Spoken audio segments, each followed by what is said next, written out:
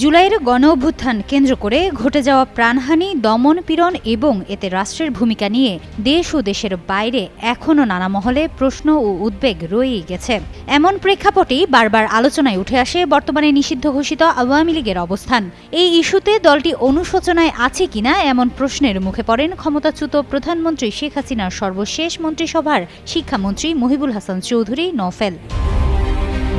আওয়ামী লীগের কার্যক্রম নিষিদ্ধ হওয়ার পর এটিই ছিল দলটির কোনো শীর্ষ নেতার প্রথম প্রকাশ্য সংবাদ সম্মেলন। জার্মান ভিত্তিক সংবাদ মাধ্যম ডয়েচে ভেলে শিক্ষামন্ত্রী নওফেলের কাছে জানতে চেয়েছিল, জুলাই গণ অভ্যুত্থানে মৃত্যু ও দমন পীড়নের ঘটনায় আওয়ামী লীগ লজ্জিত বা ক্ষমা প্রার্থী কিনা। এমন প্রশ্নের জবাবে নওফেলের বক্তব্যে সরাসরি লজ্জা বা ক্ষমা প্রার্থনার ভাষা না থাকলেও তিনি জানান, ওই প্রশ্নটিকে তিনি অপ্রাসঙ্গিক মনে করেন।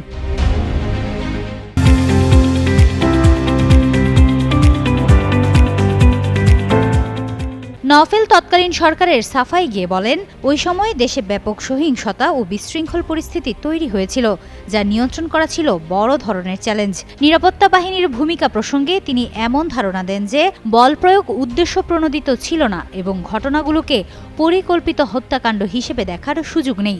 তার বক্তব্যে আসে, এই বাস্তবতা বুঝতে হলে পুরো প্রেক্ষাপট বিবেচনায় নিতে হবে। একই সঙ্গে তিনি আবেগঘনভাবে জানান, ওই ঘটনা প্রবাহে অনেক পরিবার তাদের সন্তান হারিয়েছে।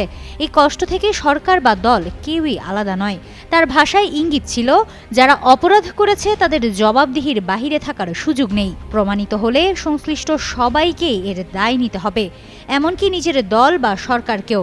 নওফেল আরও বলেন, সত্য উদ্ঘাটন করাই সবচেয়ে জরুরি। কারা এর পেছনে ছিল, কোথা থেকে অর্থায়ন এসেছিল, এসব প্রশ্নের উত্তর সামনে আসা দরকার। তিনি স্পষ্ট করেন, সব মৃত্যুরই বিচার হওয়া উচিত। নির্দিষ্ট কোনো নাম বা ঘটনার মধ্যেই তা সীমাবদ্ধ রাখা যাবে না বলেও মন্তব্য তার।